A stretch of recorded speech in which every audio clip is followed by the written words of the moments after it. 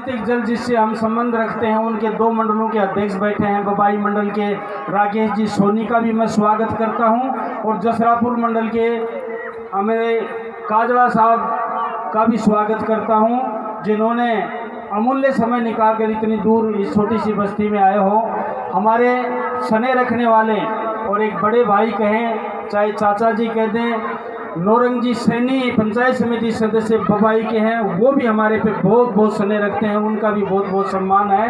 रघुवीर जी हरडिया हैं, रघुवीर जी पहलवान हैं और आपके यहाँ पर उपस्थित सभी युवा तरुणाई मातृशक्ति और नौजवान साथियों बुजुर्गों। वैसे तो ये राजनीतिक मंच नहीं है, मुझे तो कॉल ही किया था, कोई घर जाके इनविटेशन नहीं दे के आया, मुझे फ़ोन किया नौजवानों ने कि यहाँ हमारे एक भंडारा है उसमें आना है। तो मैं तो इतना बड़ा आदमी नहीं हूँ, बहुत छोटा सा कार्यकर्ता हूँ। मैं तो लोगों के कॉल से भी, व्हाट्सएप कॉल से भी, कोई और मैसेज प्राप्त हो जाए किसी भी ज़रिए तो मैं ज़रूर पहुँचने की कोशिश करता हूँ। और मेरे लिए इससे सौभाग्य की बात क्या हो सकती है कि आज पचमीरों की इस धरती पर मुझे आने का मौका मिला और बुजुर्गों का आशीर्वाद और नौजवानों का सहयोग मिला। इसके लिए मैं इस धरती को नमन करता हूँ। सभी जो बुजुर्ग बैठे हैं, नौजवान साथी बैठे हैं, उनसे आग्रह करना चाहता हूं कि राजनीति को आप दूसरे स्थान पर रखिए और क्रियाकलाप उनको दूसरे स्थान पर रखिए।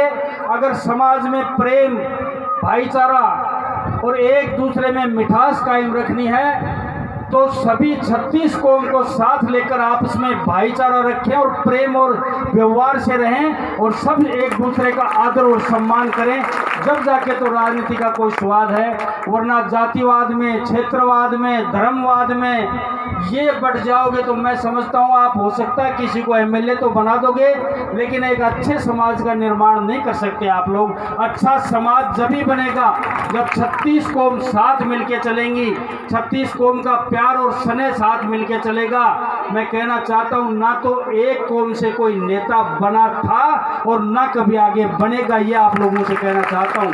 क्योंकि अकेले आलू की भी सब्जी नहीं बनती, अकेले सब्जी आलू की नहीं बनती, उसमें नमक भी पड़ता है, मिर्च भी पड़ती है, हरा धनिया भी पड़ता है, प्याज टमाटर भी पड़ते हैं, जब जाके सब्जी बनती है। कोई ये समझे कि कोई कौम किसी को नेता बना देगी, ये मुझे गलतफहमी कोई कुछ भी नहीं है। मैं सबको साथ लेकर चलने का मादा भी रखता हूँ और 36 कौम को साथ लेकर चलने की शक्ति भी रखता हूँ, ऐसा विश्वास आप लोगों को देना चाहता हूँ। लेकिन उसमें हम लोग कई बार थोड़ा सा जोश दिखा के उसमें दूसरी कास्ट को थोड़ा सा हम दूर कर लेते हैं। मैं विशेषकर जाति में कभी विश्वास नहीं करता हूँ, मैं पढ़ा लिखा आदमी हूँ, ये चीज़ें बहुत पीछे छोड़ दी थी मैंने, जातियाँ, धर्म। क्योंकि जाति किसी की, इंसान ने दो ही जाति बनाई है, कोई ढाई जाति बता देता है। इंसान ने एक पुरुष बनाया है, दूसरी स्त्री बनाई है और थोड़े बहुत कोई बीच के भी बनाए होंगे, लेकिन इससे अलावा किसी ने जाट नहीं बनाया, किसी ने माड़ी नहीं बनाया। भगवान जब पैदा करता है तो ये नहीं कहता तू घर के गुजर के घर जाना, तू माड़ी के घर जाना, तू जाट के घर जाना, तू राजपूत के घर जाना, कुछ भी नहीं। इंसान बनाया है, सिर्फ इंसान भगवान ने। हमने यहाँ आकर अपने स्वार्थ के लिए, अपने निज स्वार्थों के हमने जातियों में बांट दिया, धर्मों में बांट दिया। ऐसे राजनीति करने वाले लोगों से सावधान रहिए।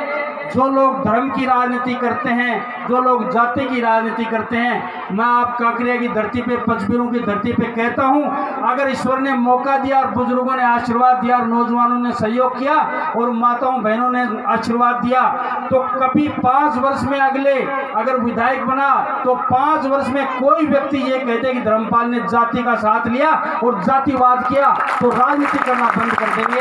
यह आप लोगों को विश्वास दिलाना चाहता हूँ। फिर कहता हूँ ये राजनीतिक मंच नहीं है और हम लोग ये सोचते हैं कि हम बहुत जोश दिखा के, काकरिया के लिए तो मुझे बड़ी शिकायत है, चाहे आप बुरा मान जाना।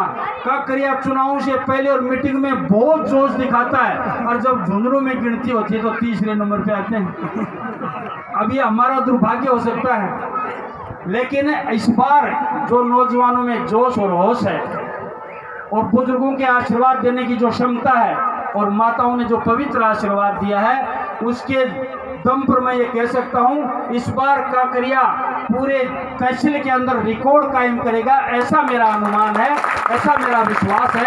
और इस विश्वास पर आप खरा उतरेंगे, ऐसा मैं भगवान के श्री चरणों में प्रार्थना करता हूँ।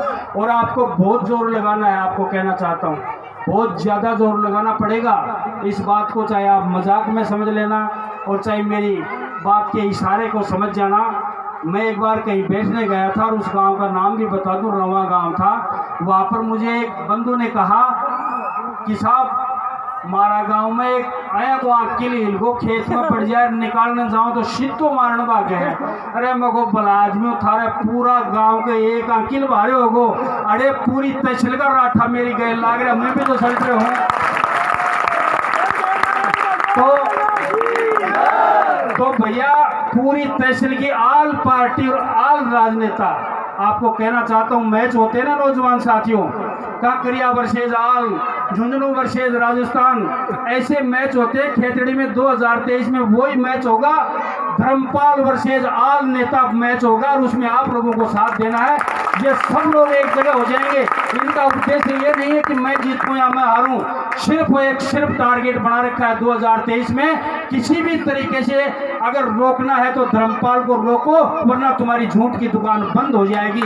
ये आप लोगों को कहना चाहता हूँ, देश में यही चलेगा। इसके लिए आप सावधान रहना और शक्तिशाली रहना और तैयार भी रहना। जो प्रधानी के चुनाव में हुआ वही खेलिए राजनीति 2023 में एमएलए के चुनाव में करने वाले हैं। मुझे किसी से कोई शिकायत नहीं है, आप लोगों से शिकायत नहीं है, लेकिन अपने स्वार्थ के लिए जो लोग एक व्यक्ति के पीछे सारी राजनीति हो जाती है, उसको तो कम से कम समझने की कोशिश करो, उसको तो कम से कम परखने की कोशिश करो। इसलिए आपसे आग्रह करता हूँ, फिर कहता हूँ, आपके आशीर्वाद प्यार और स्नेह में कोई कमी नहीं है, लेकिन षड्यंत्र करने वालों की भी कमी नहीं है, षड्यंत्र रचने वालों की कमी नहीं है, चक्रव्यूह रचने वालों की भी कमी नहीं है। लेकिन इस बार सब लोग बुजुर्गों के आशीर्वाद के साथ और नौजवानों के जोश के साथ और माताओं बहनों के सहयोग के साथ इस चक्रव्यूह को निश्चित रूप से तोड़ेंगे, ये मैं विश्वास आप लोगों को दिलाना चाहता हूँ।